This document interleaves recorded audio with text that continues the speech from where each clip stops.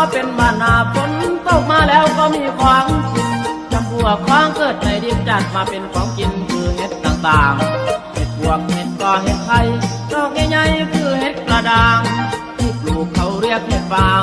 ที่ปลูกเขาเรียกเห็ดฟางเรียกเป็นภาษากลางอ่านว่าฟางนั้นแปลว่าเสียงอีกอย่างคือเห็ดละโงกเห็ดละโงกสีขาวสีเหลือง